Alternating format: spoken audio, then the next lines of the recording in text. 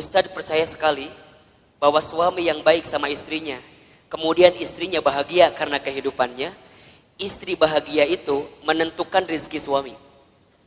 Makin bahagia istrinya, maka makin mudah rezeki suaminya. Cius. Benar. Bunda tanyain istri saya. Tanya nanti kalau ketemu. Teh Lina, bahagia nggak punya suami kayak Ahilman? Tanya. Nggak tahu atuh, tanya ku ibu. Engke kalau ibu ketemu sama Teh Lina, ibu tanya. Ustadz mah sangat meyakini Bunda. Sekarang banyak keajaiban rezeki dalam diri Ustadz itu bukan semata-mata karena Ustadz, bukan. Saya mah tuh apa daya lah, jangan kieu hungkul lah. Ya ginilah apa gitu kita mah. Betul nggak? Semua kebaikan datang hinggap kepada kita karena ada magnet yang kuat. Magnetnya adalah istri kita. Kebayangkan, itu teh baru satu istrinya. Hah? Naon ieu teh? Ada yang salah Ustaz sampaikan? Emang Ustaz ngomong naon tadi teh? Iya, itu teh baru satu doa dari istrinya. Kebayang gak kalau doanya banyak? Yang banyak bukan istrinya, bukan. Doanya. Satu istri, tapi mendoakan banyak, itu bagus. Daripada istri banyak gak saling mendoakan, malah saling berantem. Itu gak bagus. Betul apa enggak? Yang lebih bagus istrinya banyak, doanya banyak. Enggak. Jangan kan? Jangan. Nah jadi Bunda Nuri cemburu. Benar Bunda. Dan sama, Bunda juga sama. Saat jadi istri, jangan pernah meminta sesuatu di luar kemampuan suaminya. Disebutkan dalam hadis, begitu banyak perempuan yang menempati tempat di dalam api neraka. Kenapa? Karena ingat, bukan karena kurang sholatnya, bukan. Bukan karena kurang baca Quran, bukan. Bukan karena kurang zikirnya, bukan. Tapi karena mereka saat jadi istri kurang bisa menerima apa yang suaminya berikan. Halo, jelas tidak? Jadi dua anak kudu seimbang. Suami jangan pelit, istri jangan minta sesuatu di luar kemampuan suaminya. Yang terjadi kadang dua-dua nana rumah tangga teh. Suamina pelit, istrina teu mikir gitu. Ustadz, gimana kalau suami aku teh sebenarnya ada uangnya teh, tapi meni pelit pisan. Ada nggak yang kayak gitu? Nu mana istrina? Coba kita selamatkan dalam kebaikan. Insya Allah enggak kan? Ustadz kalau begitu boleh enggak seorang istri ngambil uang dari suaminya?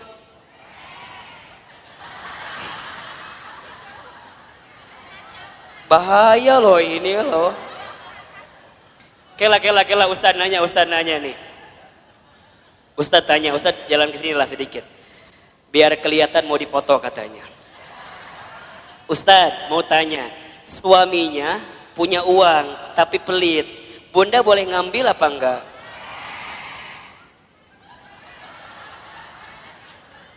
Kata siapa itu teh? Bunda catat ya, kalau suaminya pelit kemudian dia nggak pernah ngasih kepada kita padahal uangnya ada, maka Bunda boleh mengambilnya dengan can beres asik langsung. Tah cek Ustad mah eta nu jadi salah teh.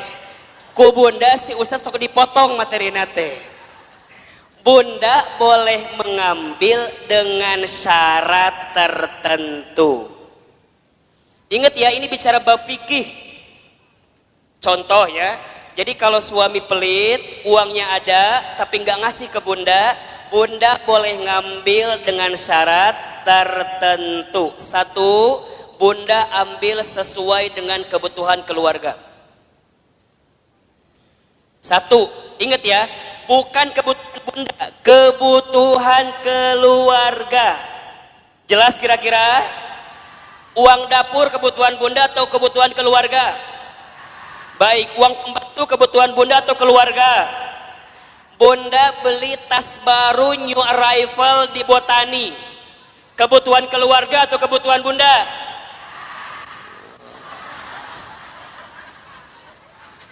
Catat baik-baik.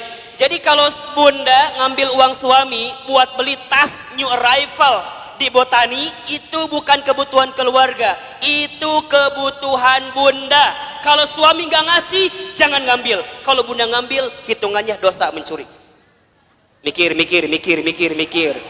Berapa rupiah yang sudah bunda ambil, pikir.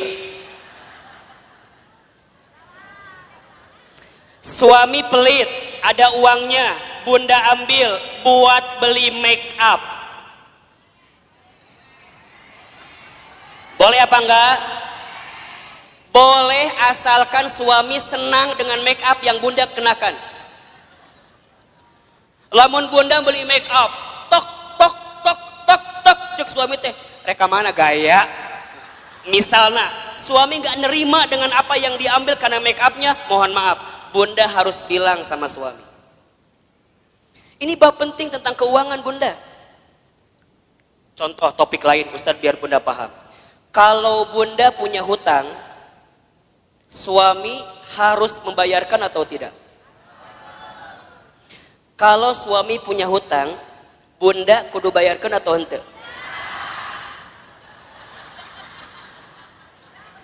Cukup membingungkan. Suami punya hutang, bunda kudu bayarin apa enggak?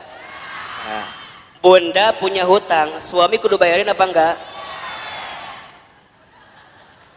Yang ketiga tadi, agar kita enggak gelisah, apa tadi? Bersyukur. Baik, yang keempat bunda, kita selesaikan hari ini bab ini ya. Yang keempat, cara menghadapi kegelisahan adalah banyak mendengarkan kata-kata yang baik. Banyak mendengarkan nasihat yang baik. Banyak mendengarkan sesuatu yang baik. Ada di surat Az-Zumar ayat 18. Coba dibuka. Surat Az-Zumar ayat 18. Surat ke 39 kalau nggak salah, ayat 18.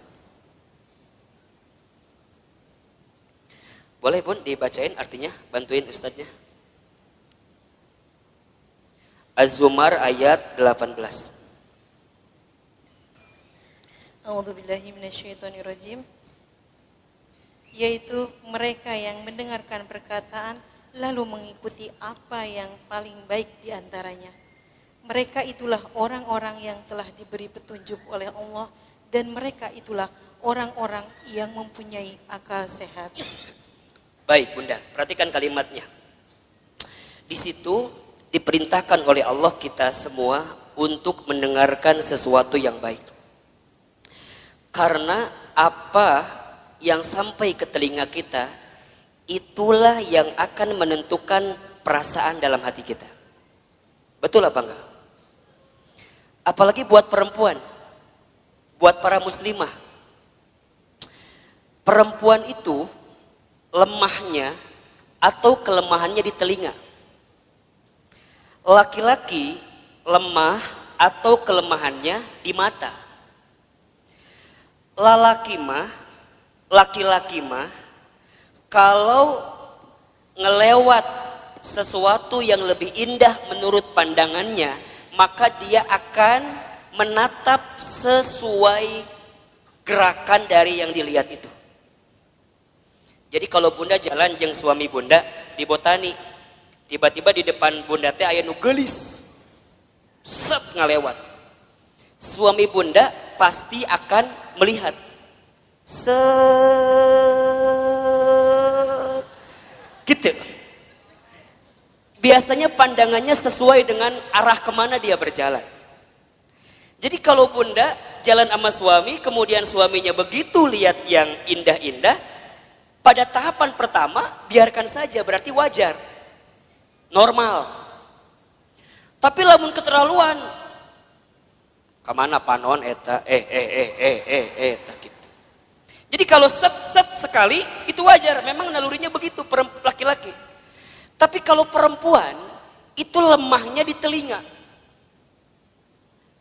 Makanya hati-hati bunda dengan kalimat-kalimat yang negatif yang datang dalam kehidupan kita. Itu yang bisa membuat kegelisahan dalam hidup kita. Contoh, bunda teh punya teman. Pertama begini, Cida sini.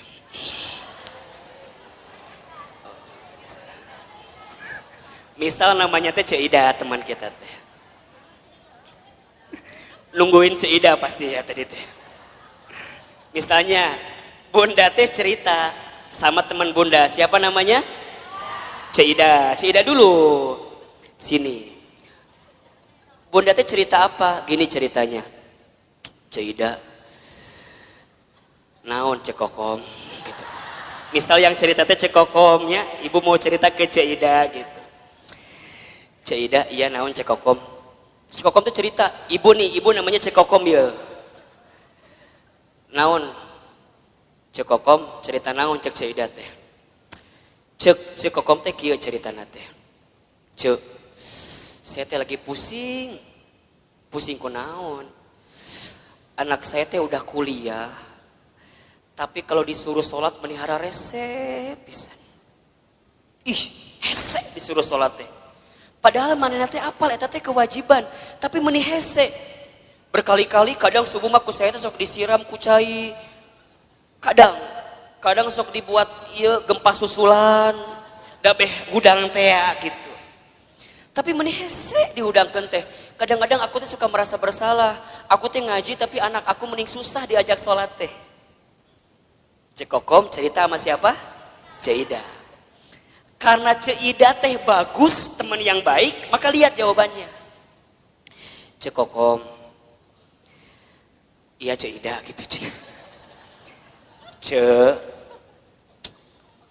kamu mah syukur udah punya anak selesai kuliah. Iya tapi kan sholat melihara rese. Doain aja. Doain kumaha sih? Doain. Dan kita nggak pernah tahu kan, barangkali dia teh berubah bukan sekarang, tapi bisa jadi nanti saat cekokom geus eueuh. Jadi mana yang nggak doakan orang maut ya teh? Lain, kieu cekokom maksud saya teh. Ece teh kudu husnuzon, ece teh kudu berkata-kata baik. Dan aku juga dulu gitu. Aku waktu SMA, ibu aku teh nyuruh aku sholat, aku teh rese. Tapi alhamdulillah pelan-pelan saat ibu aku sudah tiada, aku jadi taubat, aku jadi mikir sholatnya menjadi penting. Terus kudu nungguan orang mau heula gitu. Budak orang beh sholat lain.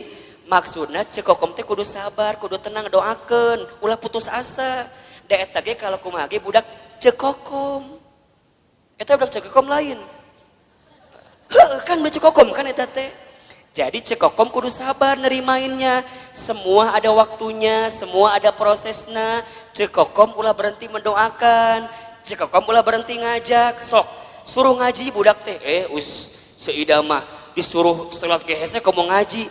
Pelan-pelan kan ayeuna mah aya YouTube. Sok cekokom teh share ka budak cekokom kumaha eta pahala sholat dan segala macamna. Insyaallah doakeun yang terbaik buat anak kita. Coba saya mau tanya, kalau bunda dengerin kalimat kayak gitu, tenang apa enggak? Tenang. Nuhun Cida, memang you are my best friend ya. Kamu itu adalah teman yang baik buat saya. Sekarang bandingkan, kalau cekokom cerita ke Ceodah. Ceodah mah lamun ngomong teh teuing ngaliurkeun ka urang teh. Da kata-katanya teh kurang baik wae. Dia ceritalah sama Ceodah, Ceodah aku teh mau curhat, kenapa? Anak aku teh udah kuliah tapi titah sholat meni hese. Da Ceodah teh lamun ngomong teh kitu wae pasti. Cekokom, apal teu? Eta teh pasti pangaruh ti suami cekokom. Coba. Da moal mungkin budak teh salat lamun bapana salat. Da eta mah gara-gara suami cekokom teh tara salat. Cekokom coba bayangkeun tah suami cekokom. Ustadz mau tanya, tenang atau tambah gelisah? Yang tadi pertama nu kapikiran saha? Anaknya doang, ditambah cerita Syaudah, tambah siapa? Betul apa enggak? Matakna bunda di telinga kita kudu difilter. Mana yang kira-kira enggak bikin kita tenang, mana yang kira-kira bikin kita gelisah, tinggalin, pelan-pelan mundur teratur. Kan sok ayahnya, bunda teh punya teman, kan sok ayah ya, punya teman yang kalau ketemu dia ngomongnya baik, ada nggak kira-kira? Ada, tapi ada teman yang kalau ketemu dia teh, orang terbuka masalah oke, gara-gara saya tahu masalah jadi kebawa masalah. Betul apa enggak? Matakna hati-hati dengan teman-teman yang berkata kurang baik dalam kehidupan kita. Ingat nih, perempuan itu telinganya sangat lemah. Kalau ada kata-kata yang buruk hingga ke telinganya, bisa masuk ke dalam pikirannya, terasa di hatinya, itu yang membuat gelisah dalam kehidupan. Sekarang Ustadz tanya, kalau bunda sering banyak gelisah, apakah masih ada teman-teman di sekitaran bunda yang kalau bicara seringkali memberikan pengaruh yang buruk dalam kehidupan bunda? Ayah, nu gitu, tinggalkan lieur. Tapi Ustadz jadi benci, bukan jadi benci. Memang ini tahapan selanjutnya untuk menghilangkan kegelisahan. Bunda harus ketemu dengan orang yang kalau bicara positif. Bunda harus ketemu dengan orang yang bicaranya baik. Bunda harus ketemu dengan orang yang kalau dia bicara muatin kita. Kan Ustadz berapa kali bilang, teman baik itu bukan teman yang seringkali mengiyakan ucapan kita. Tapi teman yang baik adalah teman yang bisa mengatakan tidak. Teman yang bisa mengatakan jangan. Teman yang bisa mengatakan gak boleh bunda, itu gak baik. Selama gak baik dia katakan dengan sesuatu yang tidak baik. Itu teman yang baik. Ulah kieu ieu mah, tahu bunda teh salah. Kemudian nanya sama teman bunda.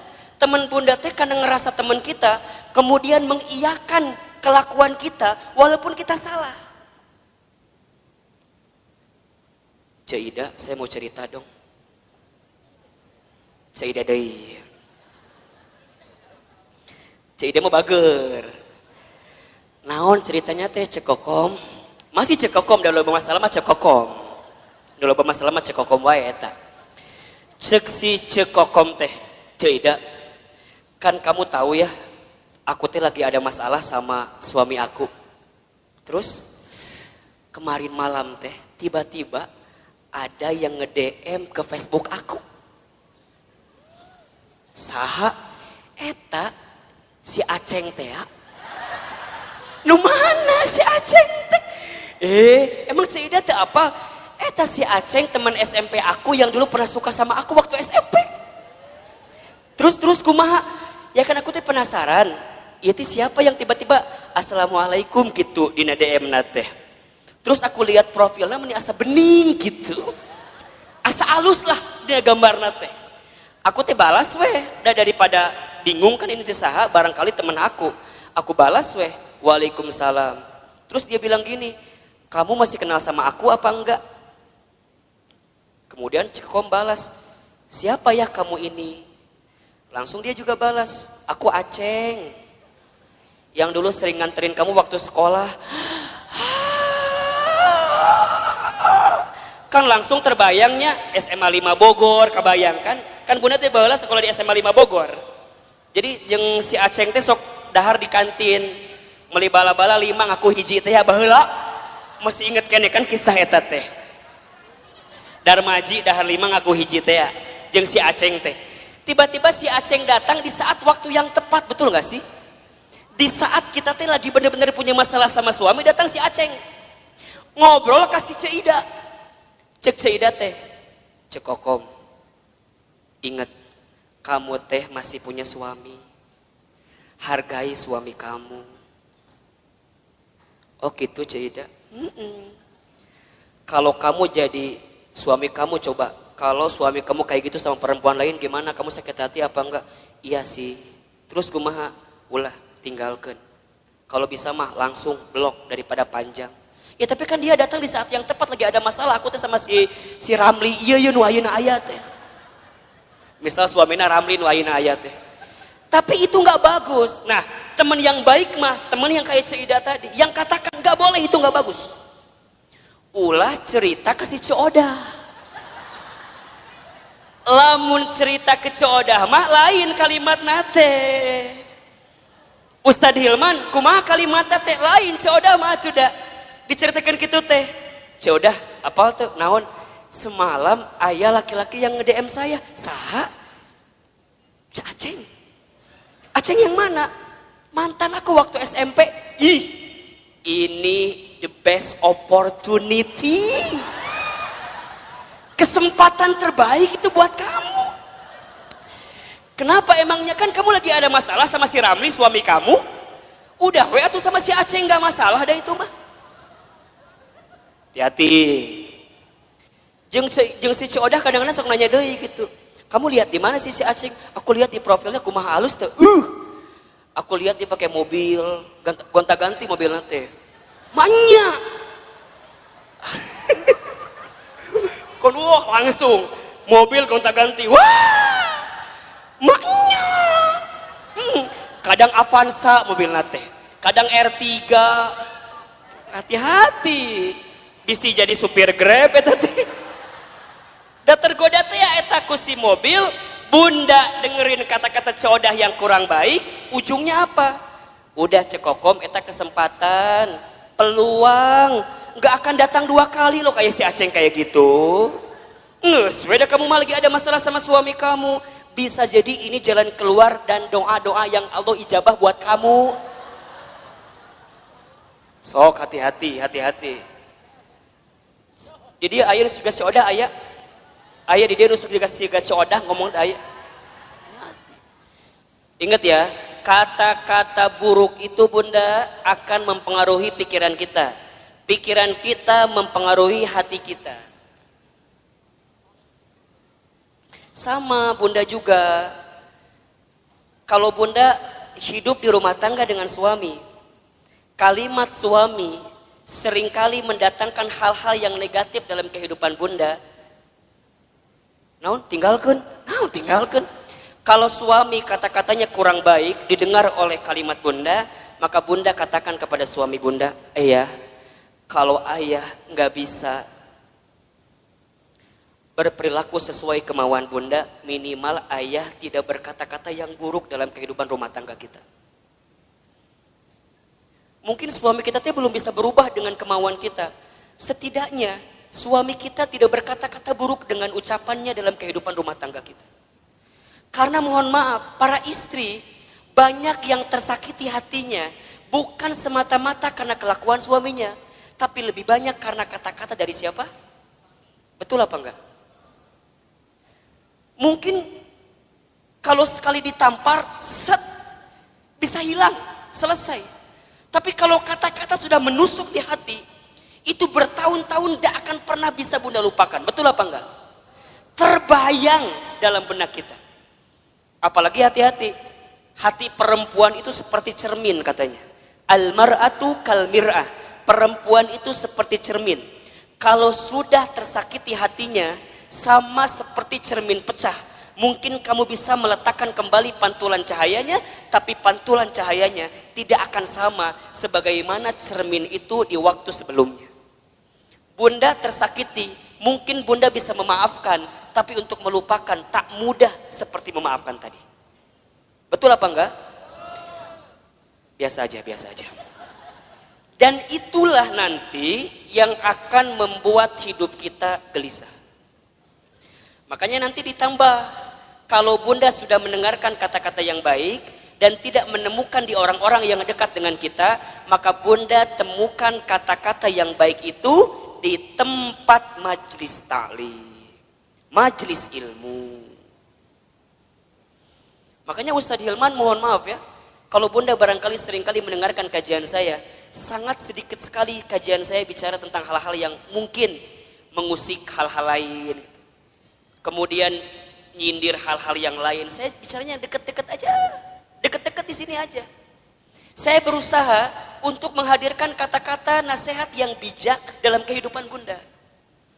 Buat Ustadz mah bunda, bunda nyatat Kemudian bunda lupa kajian saya, nggak masalah. Karena barangkali catatan hutang lebih banyak daripada catatan kajian saya. Makanya sekali dia datang diingetin lagi, dicas lagi, betul apa enggak? Atau udah kebayang bunda bahwa lagi waktu sekolah yang ada ujiannya, bunda mah jarang belajar, bener enggak? Kadang mau ujian teh pas ulangan we, pas mau ulangan baru belajar. Kamu ayeuna taklim, eueuh UTS-na eueuh, eueuh UAS-na eueuh. Jadi jangan berharap kalau dia akan ngebuka lagi catatannya. Karena yang bunda butuhkan kadang-kadang ketika mendengarkan kalimat-kalimat yang baik, itu tenang ketika menghadapi masalah bunda. Betul apa enggak? Bunda nggak bisa doa sendirian. Kemudian bunda dibimbing untuk berdoa. Dan bunda mendapatkan ketenangan. Kenapa? Karena dengan telinga bunda, bunda mendengarkan ketenangan itu. Makanya mohon maaf lahir batin ya. Kalau bunda sedang punya masalah. Kan kita mah seringkali curhatnya. Bener apa ente? Buat ustadz perempuan curhat itu nggak masalah. Karena barangkali buat perempuan itu adalah cara dia menyelesaikan masalah dia. Betul? Kan kadang-kadang bunda mah kalau udah curhatnya jadi agak tenang kan. Dan yang paling hebat mah kadang-kadang curhat manehna solusi oge, manehna oge. Nges beres ngomong baru dia keluarkan solusinya.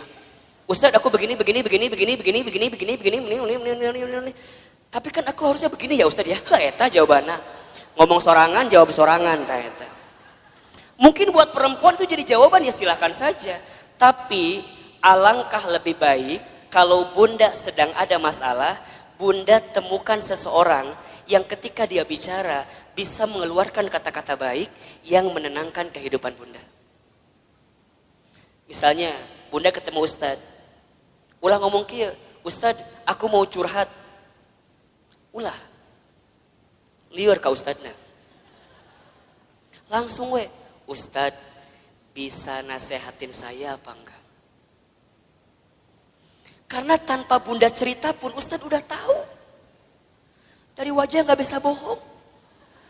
Nu kieu ya wajah-wajah banyak masalah pasti. Nu kieu nih wajah ada masalah sama suaminya kelihatan. Ustadz dari mana kelihatannya? Air mata nggak bisa bohong. Betul apa enggak? Air mata itu lebih deras mengalir saat kita tersakiti oleh orang yang dekat dalam kehidupan kita. Air mata, coba Ustadz mau nanya, nangis itu lebih sakit yang mana? Yang terisak-isak atau yang dia menangis pelan sampai dia nggak bisa keluar air matanya saking sedih? Nah, nu mana coba? Dua nana. Bener nggak sih? Kadang-kadang bunda teh mau curhat nggak bisa, pernah nggak kayak gitu tuh? Mau ngomong nggak bisa karena saking sakitnya perasaan kita, pernah nggak kayak begitu? Kan kalau pada bab gitu jadi pusing kan? Misalnya bunda nih janjian sama saya di kantor saya di Jalan Azimar 3, kantor teman hijrah. Bunda pernah main ke sana? Nanti main ke sana ya. Kalau ketemu saya syukur, kalau enggak nanti ketemu banyak di sana. Tadi kumaha tadi menangis teh? Oh iya. Oh, lebih sakit mana? Menangis yang terisak-isak atau menangis yang air mata keluar tapi mulut nggak bisa bicara? Nah, Ustadz bilang dua-dua juga sakit, tapi lebih sakit yang air mata keluar tapi mulut nggak bisa bicara kan? Bunda kunaon? Kunaon? Kan liar kan? Ustadz tinggal ke naon? Ditanya. Oh ternyata Ustadz baru tahu bunda. Kalau ada masalah jangan ditanya katanya. Betul apa enggak? Jangan kunaon, jangan, karena perempuan gak akan jawab. Bunda kunaon, gitu pokoknya Ustadz, gitu kumaha, gitu pokoknya mah. Ustadz ngerti kan? Kumaha coba, orang bisa ngerti kumaha. Oh ternyata bunda, dengan ilmu jadi kebalik. Artinya kalau ada perempuan yang cerita, ibu yang cerita, dia sebenarnya tidak butuh dalam artian solusi dengan masalahnya. Berarti kalau dia sedang nangis, kita dengarkan aja tangisannya. Sok nangis yang banyak. Ayo yang banyak. Keluarkan tangisan itu. Ternyata Ustadz tahu, menurut ilmu psikologi, neuro, otak berpikir perempuan itu luar biasa bunda. Setiap perempuan menangis ketika dia ada masalah, maka air mata yang menetes itu menunjukkan masalah yang keluar pelan-pelan. Jadi makin banyak tangisannya, makin banyak keluar masalahnya. Jadi kalau ada yang nangis, kubu nanti langsung tanean ku emer. Tah ka dia sok cerik sing loba. Keun bae dan keke beres sorangan. Dia kalau udah beres nangis, baru tenang. Betul apa enggak? Dan dia akan tambah tenang ketika dia mendapatkan kata-kata yang baik di telinganya. Jadi kalau dia ada masalah, jangan ditambahin dengan kata-kata yang buruk. Misalnya dia nangis nih, gitu wae ceurik, gitu wae ceurik. Itu masalah satu belum selesai, tambah masalah yang kedua. Catat para suami di luar sana tuh. Makanya kalau istri sedang menangis itu bunda, dia nggak butuh nasihat yang dalam tanda kutip dimarahin. Dia butuh pundak untuk bersandar. Matakna Ustadz mah kalau ada yang hadir di majelis taklim, ibu-ibu diukna nyender, biasa nama di imah loba masalah. Dan di rumahnya nggak punya sandaran. Matakna lamun ngaji pasti we tembok mana tembok. Dah hayang nyender teh karena tembok eta. Ayo bunda harus temukan seseorang yang saat dia bicara menenangkan kehidupan kita. Teman kita cari nih, kalau sekiranya teman kita ngasih pengaruh yang buruk, tinggalkan, pelan-pelan mundur teratur. Dia yang bikin kita gelisah.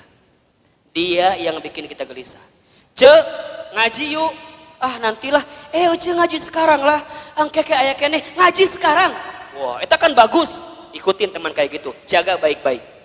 Cek inget ya, Rabu pekan ketiga jadwalkan. Eta teh jadwal Ustadz Hilman.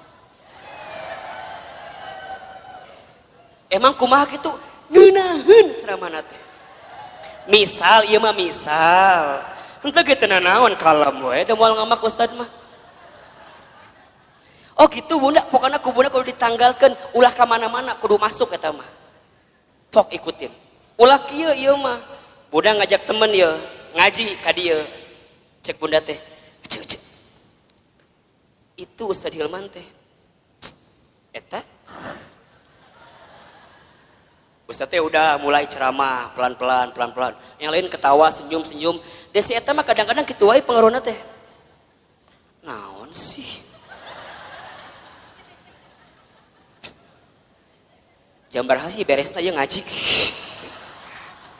Bun di sini ada yang begitu apa enggak? Kalau ada orang diajak ngaji ku bunda teh, kemudian dia pengaruhnya negatif terus, ngomongnya negatif terus, pelan-pelan tinggalin, nggak bener.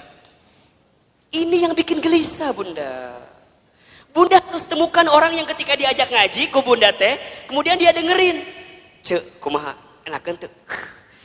Kamu kenapa baru ngajak aku sekarang?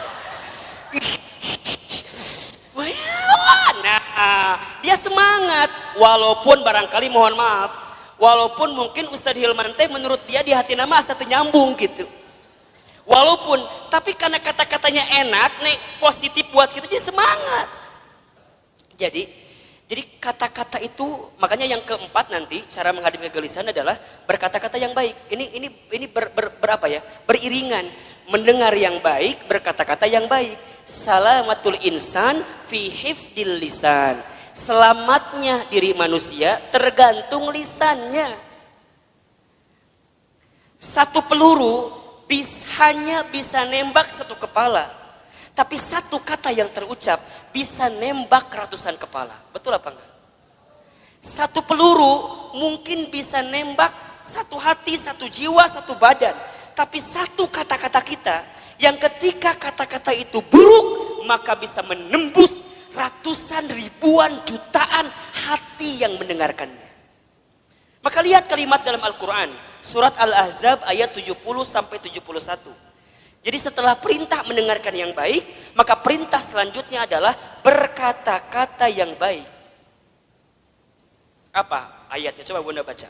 Al-Ahzab ayat 70 sampai 71. Satu. Nah betul. Ya baca bunda, artinya boleh.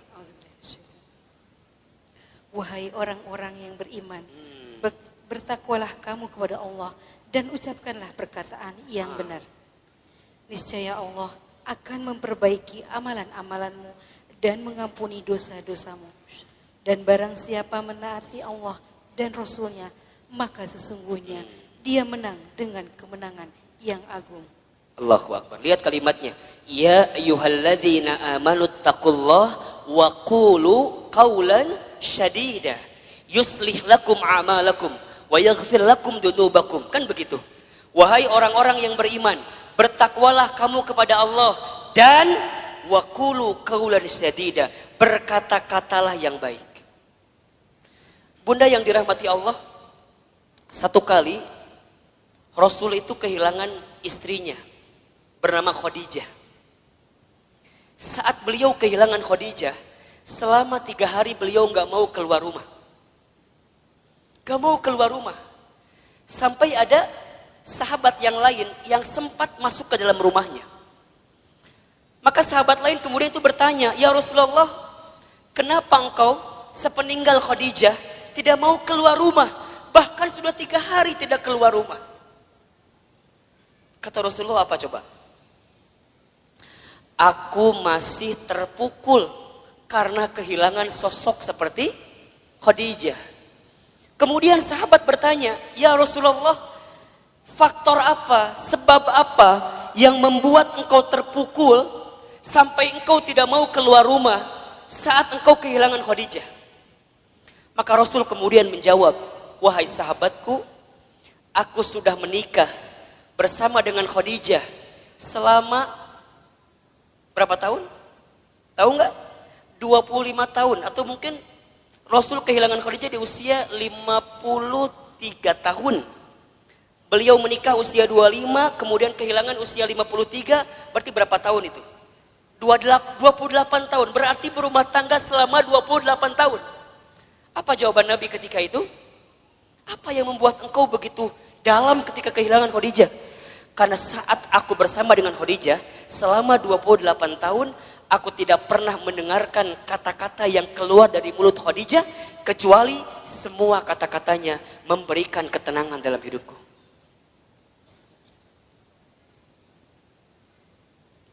Coba Bunda bayangin. Aku tidak pernah mendengarkan kata-kata yang keluar dari Khadijah kecuali semuanya memberikan ketenangan dalam hidupku. Sekarang Ustaz tanya, Bunda di rumah tangga punya suami. Suami Bunda kalau mendengar kata-kata Bunda tambah masalah, hilang masalah. Ulangi. Suami teh di kantor lagi ada masalah, balik ke imah ketemu Bunda. Saat Bunda ngomong hilang masalahnya atau tambah masalahnya? Tambah atau hilang? Benar. Sok Ustaz tanya, suami pulang ada masalah, ku Bunda dikumahakeun. Dikumahakeun ku Bunda. Kita mah kadang-kadang kalau suami pulang teh langsung ditanya ku kita teh kan? Assalamualaikum, ayah pulang. Kumsalam, kapelong beungeutna abstrak aya masalah. Bapak kunaon? Ayah kunaon? Ngarotas, ayah kunaon? Kamar mandi tungguan, ayah kunaon? Keur makan di tungguan, ayah teh kunaon? Bunda nanya berkali-kali di rumah tangga, suami gak akan pernah menjawab. Kenapa? Karena saat laki-laki sedang punya masalah, dia butuh waktu untuk diam ketika sedang ada masalah. Khadijah bagaimana Ustadz? Allahu Akbar. Ketika Nabi sedang ketakutan, itu datang Nabi ketakutan, buka pintunya, lihat Khadijah, Masya Allah, baru ngelihat wajah Khadijah, setengah kegelisahannya langsung hilang saat melihat wajah Khadijah. Suami orang mah ningali wajah orang teh. Assalamualaikum. Datang kita, Kumsalam. Iya problem deui. Komo lamun bunda nyambutnya dengan nyambut yang tidak baik teh. Assalamualaikum, ayah pulang. Waalaikumsalam, bapak pas SPP budak candi bayar. Bukan hilang masalah, malah tambah. Waalaikumsalam, ayah pulang. Ayah, lihat. Mama lagi pakai jilbab baru, bagus nggak? Biasa aja. Lihat dong, bagus nggak? Bagus, tapi candi bayar. Masalah nambah atau kurang? Khadijah mah enggak bunda. Nabi ketakutan, apa yang Khadijah lakukan? Khadijah cuma senyum. Yang Khadijah lakukan langsung memeluk Rasulullah. Set, dipeluk. Dibisikin di telinganya. Ya Rasulullah, jangan takut, ada aku di sisimu. Kalau di luar sana ada orang yang membencimu, maka aku yang paling pertama mencintaimu. Kalau di luar sana ada yang menyakitimu, maka aku yang pertama kali membelamu. Tuh, lihat. Masya Allah bunda, dipeluk, dibisikin. Semua ketakutan Nabi hilang saat dipeluk dan dibisikin sama siapa? Khadijah. Matakna bunda belajar dong sama Khadijah. Iya mah harapan hayang suami siga Rasulullah. Urangna cek siga Khadijah. Cik atuh mikir mah nya gitu. Jadi kumaha Ustad? Nanti kalau suami pulang ada masalah langsung loba nanya. Langsung we. Assalamualaikum, ayah pulang, kelihatan ada masalah langsung. Ayah. Tatap ibu teh langsung set langsung.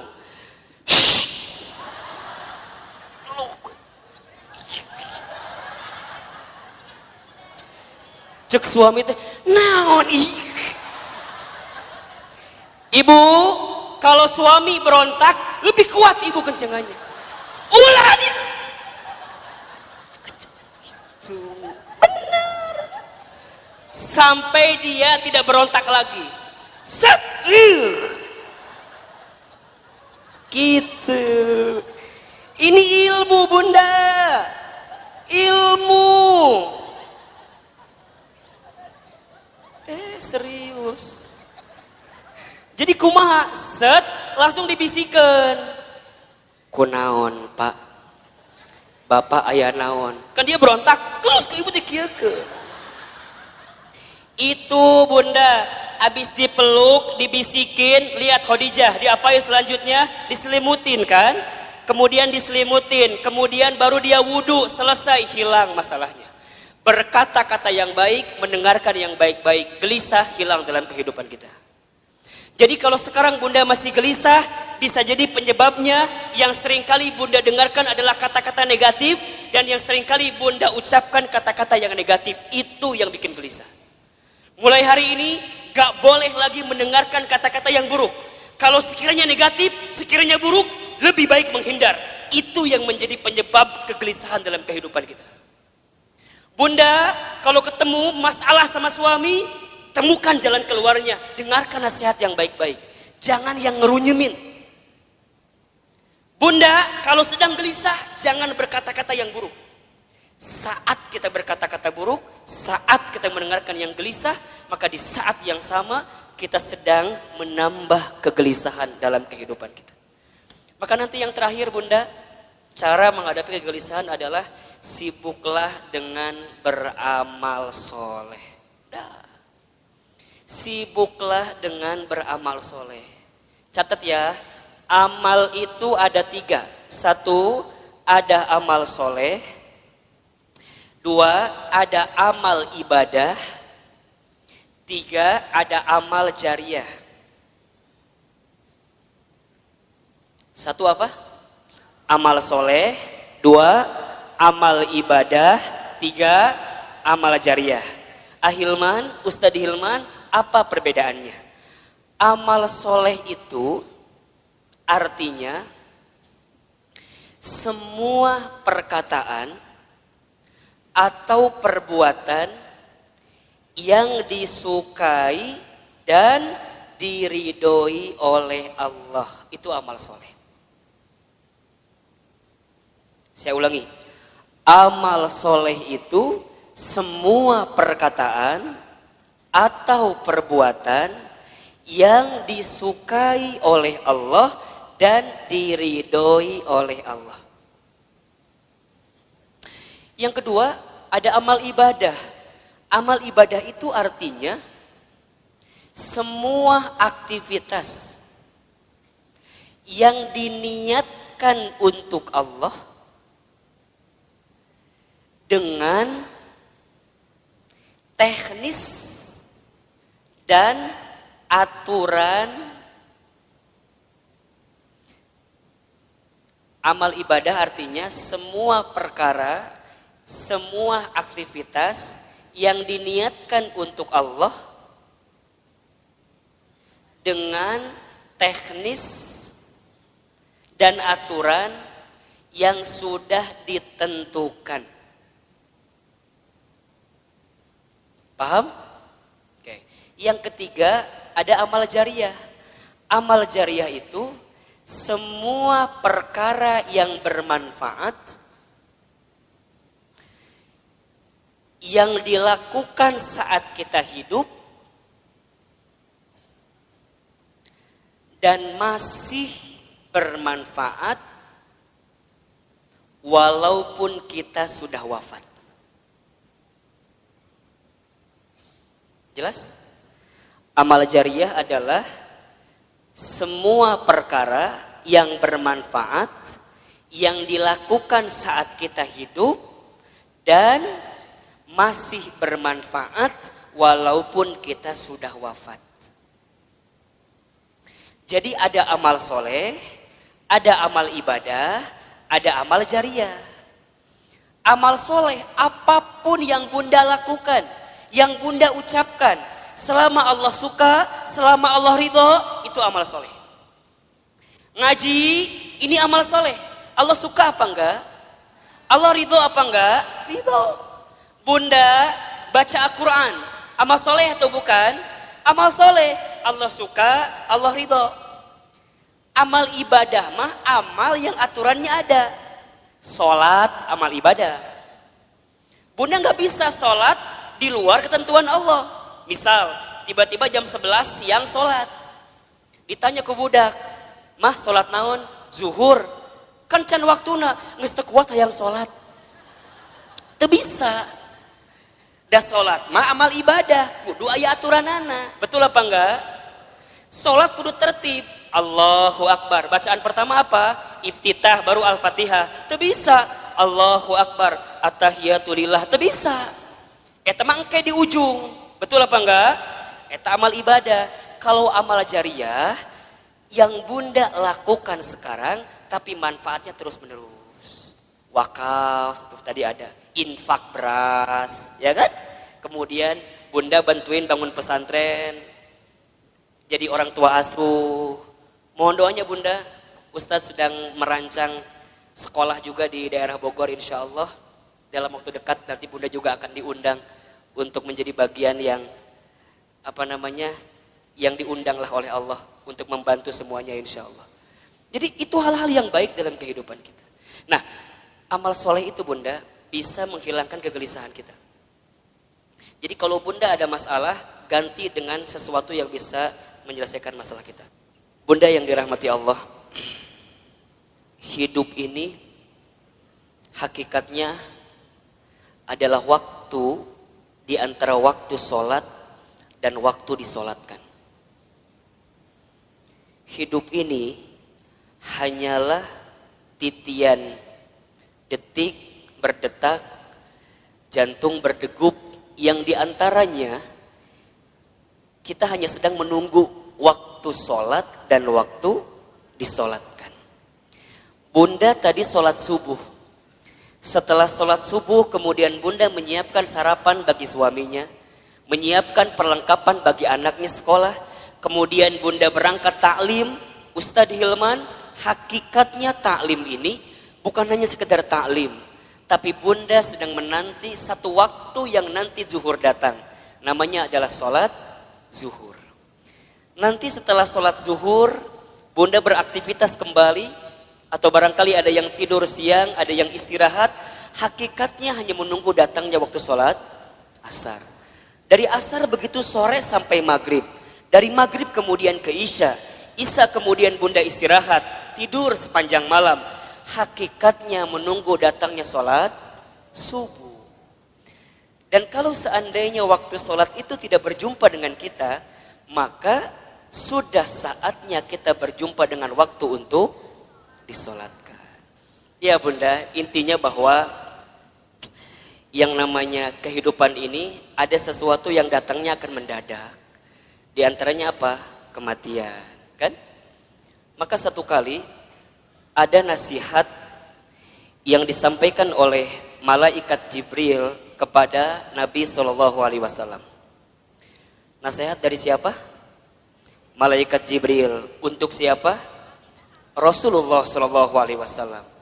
Kalau nasihat ini datang dari malaikat Jibril untuk Nabi, berarti nasihat ini pun relevan atau bisa dijadikan nasihat untuk kita semua sebagai umat Nabi Muhammad Shallallahu Alaihi Wasallam. Ustadz Hilman, Ahilman, apa nasihat yang malaikat Jibril berikan kepada Rasulullah?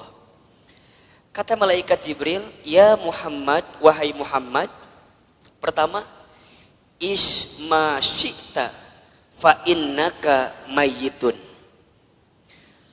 Hiduplah kamu sesuka kamu ingin hidup, silahkan. Tapi kamu harus ingat bahwa semua yang hidup akan berjumpa dengan yang namanya kematian.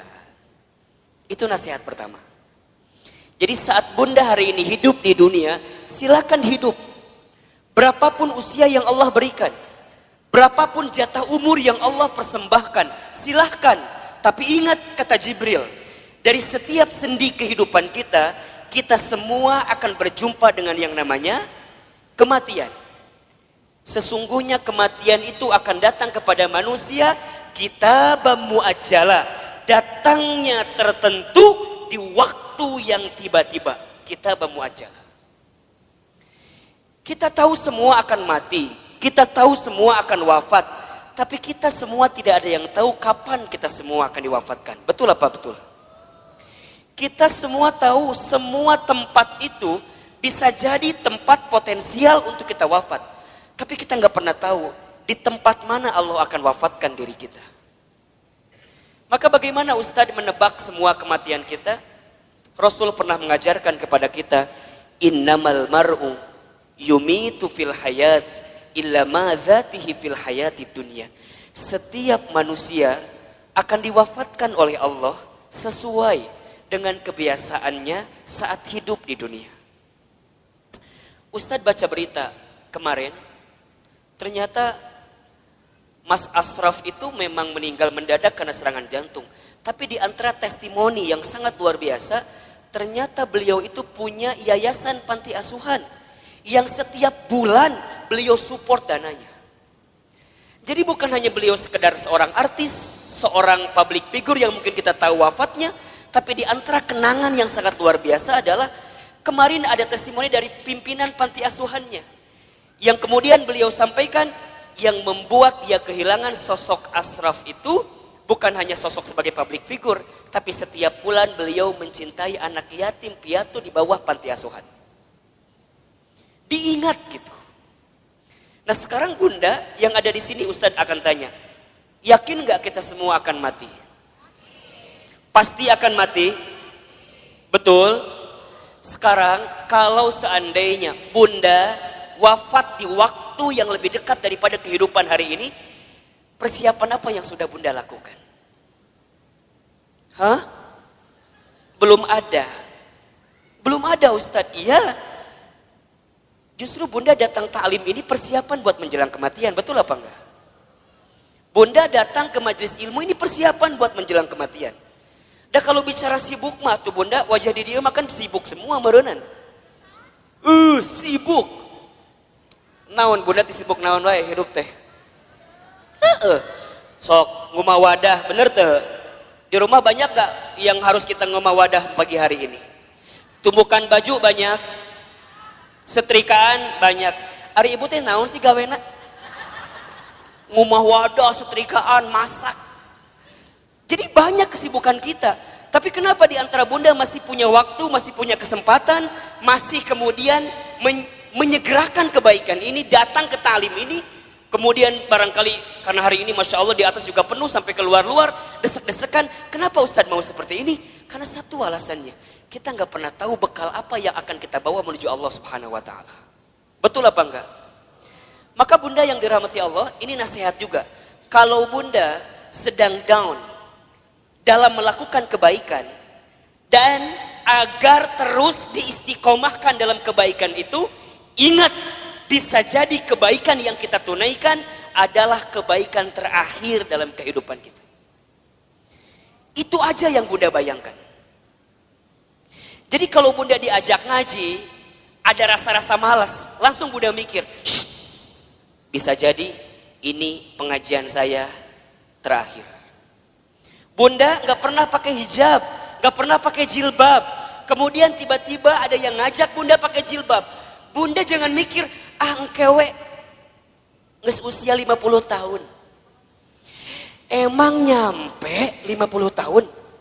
Kan kita gak punya jawaban untuk itu. Jadi kalau ada orang yang ngajak kebaikan, langsung. Karena bisa jadi bab kebaikan yang kita lakukan hari ini adalah yang terakhir.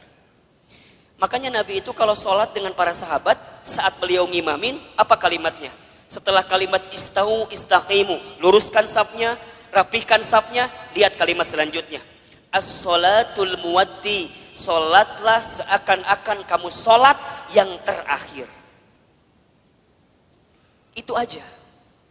Makanya kalau bunda sekarang sedang kesel sama suami misalnya. Halo? Bunda kesel sama suami misalnya. Biar nggak kesel, bayangkan. Bisa jadi bunda teh sama suami waktunya nggak lama lagi.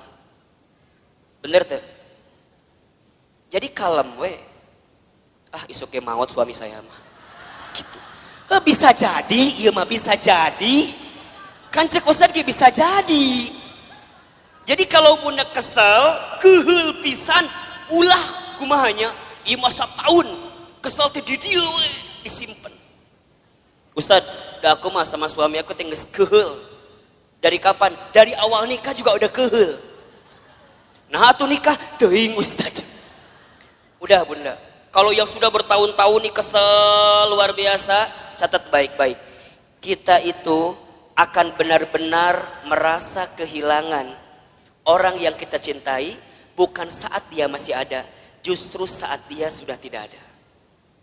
Catat status di Facebook. Kita akan merasa kehilangan seseorang dalam hidup kita, bukan saat dia masih ada, tapi saat dia sudah tidak ada bersama dengan kita. Yang kedua, apa nasihatnya Ustadz? Kata Jibril, wa ahbib man syi'ta fa innaka mufarriquh.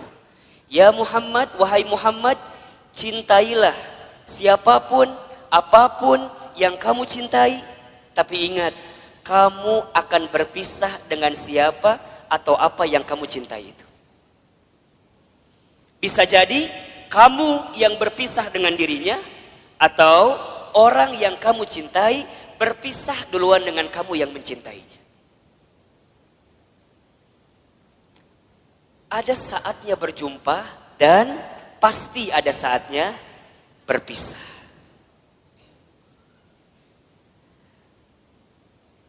Terbayang sama bunda barangkali. Kalau tiba-tiba orang yang kita cintai dipanggil oleh Allah, kekuatan apa yang bisa membendung kesedihan kita? Ustadz pernah ngalamin, ya.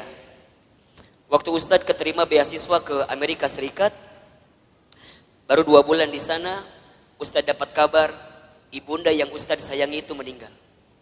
Dulu kelas 3 SMA, dari Amerika mau pulang susah, harus pulang seperti apa? Tapi Ustadz bersyukur, karena sebelum Ustadz berangkat ke Amerika, Itu ada 1 minggu dikasih libur sama pesantren. Ustadz pulang kemudian ke rumah, dan selama seminggu itu Ustadz nemenin ibunda almarhumah. Nemenin terus. Nyuapin makannya, nemenin sholatnya. Dan begitu banyak di antara kata-kata ibunda yang terekam di hari-hari seminggu itu yang sekarang jadi kenyataan. Ustadz sering ceritakan ke bunda barangkali. Bagaimana ibunda Ustadz waktu satu kali sarapan, Ustadz suapin, ketika sarapan ibunda bilang ke saya, Hilman, nanti mama bakal nonton Hilman ceramah di TV.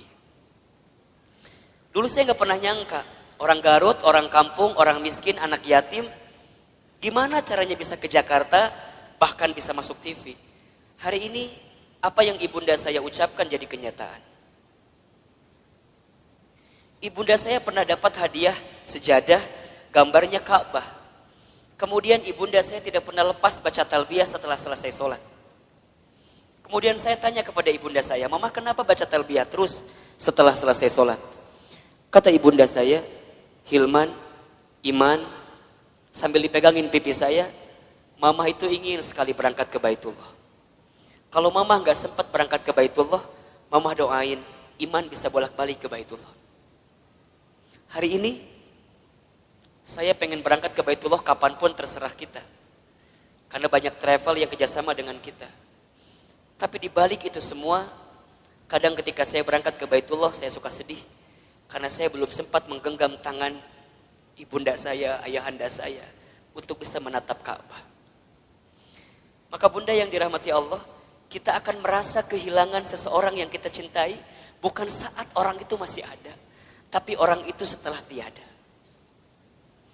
Maka mohon maaf lahir batin, kalau sekarang bunda punya keluarga, punya suami, pasangan, anak-anak gitu, cara mencintai yang paling tulus kepada mereka, bukan saat mereka masih ada, tapi bayangkan seandainya orang ini sudah tidak ada dengan kita. Dan Ustadz tuh paling kesal, paling sebel, kalau ada istri yang suka bilang begini, Ustadz, da aku mah nikah sama suami aku teh, meni asa gak pernah bahagia teh. Ari bunda udah berapa tahun nikah teh? 12 tahun. Selama eta kesiksa terus 12 tahun teh. Yakin dah mual mungkin 12 tahun teh meni sangsara terus, betul apa enggak? Ada enggak selama 12 tahun sisi bahagia yang suami berikan? Pasti ada, pasti. Gak mungkin gak ada. Ustadz nanya, bunda sekarang tinggal di mana? Di rumah. Sekarang Ustadz tanya, itu rumah dari siapa? Tuh kata apa Ustadz? Tiba-tiba ayawe di imah orang. Tapi kan gara-gara suami, betul apa enggak? Sedikitnya ada uang suami, gak banyak mungkin uang suami, tapi setidaknya suami yang kemudian dia bekerja, banting tulang, walaupun uangnya gak seberapa, dia ngasih rumah buat kita. Bunda bisa tinggal di rumah itu, betul apa enggak? Bunda masih ingat sempat jalan-jalan sama suami, sempat mungkin jalan-jalan ke taman safari merenan pernah. Dulu waktu awal-awal, betul apa enggak? Yang taman safari tiketnya masih 50.000 kene. Ayeuna geus 250.000 tiketna. Meureun baheula ke taman safari, ayeuna mah ke taman coret-coret. Teu naon? Betul apa enggak? Jadi bunda, mohon maaf ya. Kalau ada di antara bunda yang saat ini sedang disakiti oleh suaminya, ada di antara bunda yang barangkali hari ini sedang dikhianati oleh suaminya, di antara bunda barangkali hari ini yang sedang ternoda hatinya karena suaminya, bayangkan sosok suami kita yang walaupun pernah menyakiti kita, dia pernah memberikan sesuatu yang terbaik dalam hidupnya buat kita. Jadi kalem. Dan kita akan ketemu tahapan berpisah dengan orang yang kita cintai. Maka cintai dia selagi ada. Anak bunda, cintai dia selagi ada. Suami bunda, cintai dia selagi ada. Ibu, bapak, ayah, bunda, orang tua bunda, cintai dia selama masih ada. Demi Allah, bunda akan merasakan sakit sesakit-sakitnya saat ingin berbuat baik kepada orang tua, sedangkan orang tua sudah tidak ada. Maka satu kali Ibnu Umar itu pernah bertanya kepada Rasulullah, ya Rasulullah, kalau seandainya aku menggendong ibuku keliling muterin Ka'bah, apakah aku bisa membalas semua kebaikan orang tuaku? Apakah aku bisa membalas kebaikan ibuku? Jadi aku gendong ibuku keliling Ka'bah, apakah aku bisa membalas kebaikan ibuku? Apa jawaban Nabi ketika itu? Wahai Ibnu Umar, seandainya kamu menggendong bukan hanya di depan Ka'bah, tapi kamu menggendong ke seluruh dunia ibunda kamu, demi Allah, jangankan semua kebaikannya, tendanganmu saja saat engkau dikandung dalam rahimnya belum tentu membalas kebaikan kamu, ibunda kamu, dengan apa yang kamu lakukan. Jadi kalau sekarang bunda berikan apapun kepada orang tua, misalnya ngasih A, ngasih B, ngasih C, ngasih D, dan kita merasa cukup membalas semua kebaikan orang tua, demi Allah, tendangan kita pun saat kita dikandung oleh orang tua tidak akan bisa membalas semua kebaikannya. Maka cintai dia selama masih ada, karena kita akan menyesal ketika orang tua kita sudah tidak ada. Yang ketiga, apa nasihatnya? Wa'mal ma syi'ta fa innaka mazyun bih. Ya Muhammad, berbuatlah kamu sesuka kamu ingin berbuat.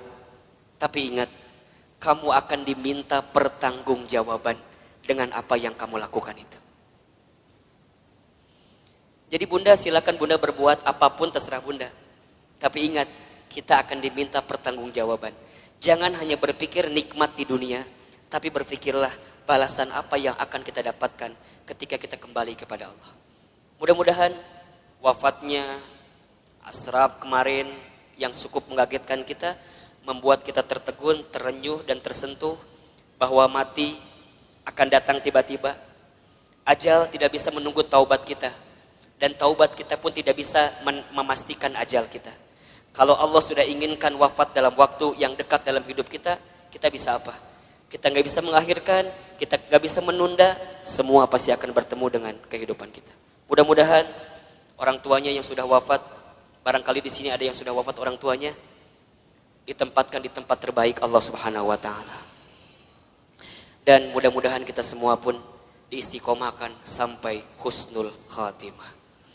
Baik, bunda yang dirahmati Allah, Ustadz hari ini akan lanjutkan kajian yang pekan lalu kita masih bahas. Judulnya adalah cara menghadapi kegelisahan. Kita review sedikit ya. Pertama, cara menghadapi kegelisahan itu adalah dengan cara husnuzon kepada Allah. Ustadz Hilman, apa itu husnuzon? Husnuzon itu artinya berpikir baik, berkata baik, berprasangka baik kepada Allah Subhanahu wa taala. Bagaimana caranya husnuzon, Ustadz? Bagaimana caranya husnuzon, Ustadz? Katakan, ini yang terbaik dalam hidup saya dan ini yang terbaik di mata Allah Subhanahu wa taala. Karena sesuatu yang baik menurut kita belum tentu baik menurut Allah. Tapi yang terbaik menurut Allah pasti yang terbaik dalam kehidupan kita.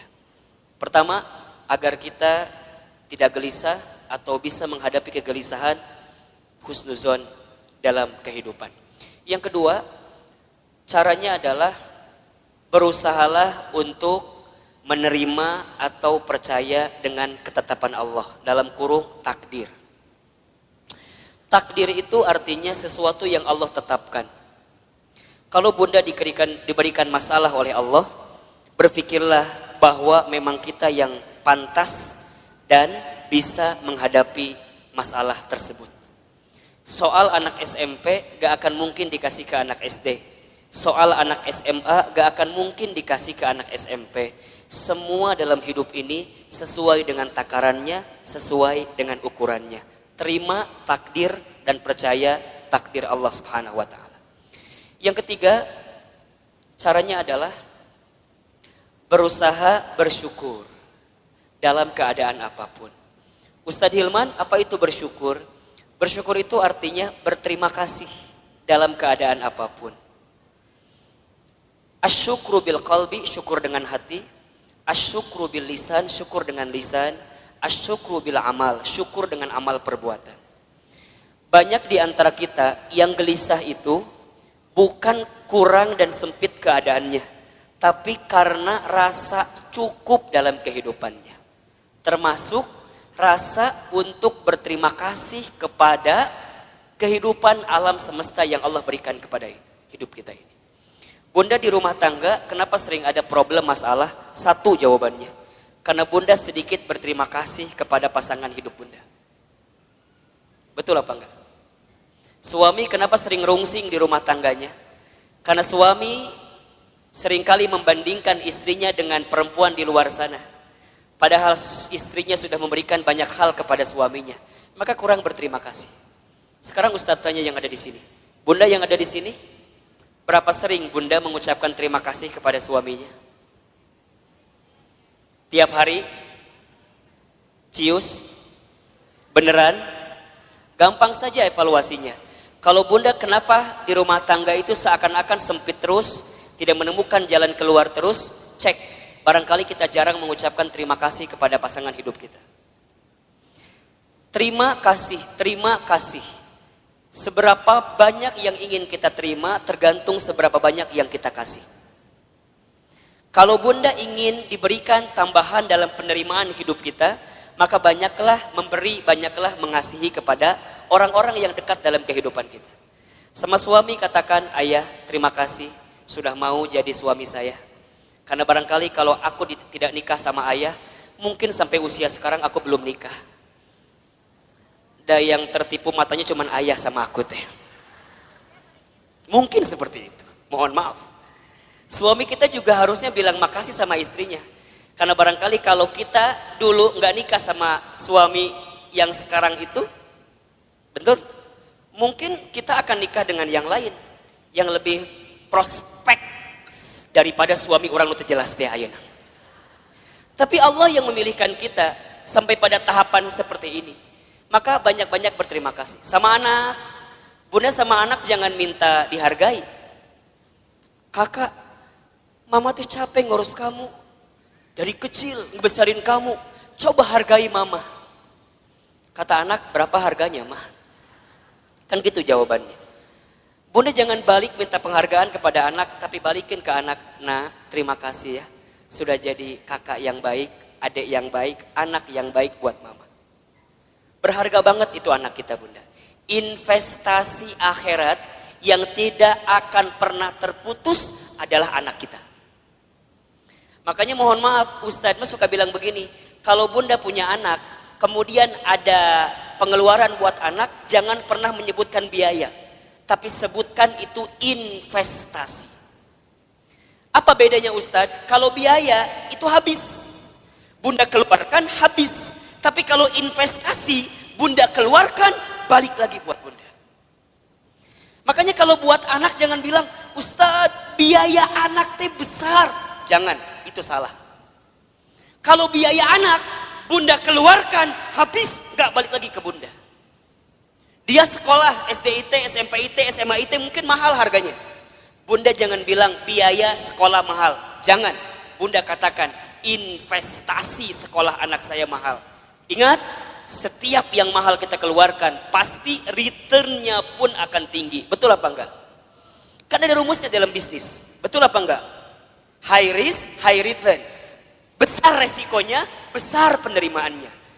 Berat keluarnya, maka akan tinggi juga keuntungan yang kita dapatkan. Pertanyaan Ustadz, sudah seberapa besar investasi yang Bunda berikan untuk anak Bunda? Sehingga saat Bunda tiada, anak Bunda jadi investasi terbaik yang akan memberikan kebaikan dalam kehidupan Bunda. Kalau Bunda masih hitung-hitungan dengan anak, mohon maaf. Kalau Bunda masih hitung-hitungan dengan anak, mohon maaf. Karena pada bab selanjutnya, Allah pun akan hitung-hitungan dengan apa yang diberikan ke dalam kehidupan kita. Catat baik-baik ya. Catat baik-baik ya. Rezeki itu tidak akan pernah habis saat kita memberi yang terbaik untuk keluarga kita. Rezeki kita tidak akan pernah habis saat kita memberikan nafkah yang terbaik bagi keluarga kita. Maka lihat kalimatnya, nafkah. Nafkah itu sama dengan kalimat infak.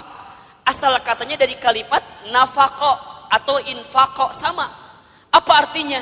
Sesuatu yang kita berikan dalam hal materi yang akan kembali dalam kehidupan kita.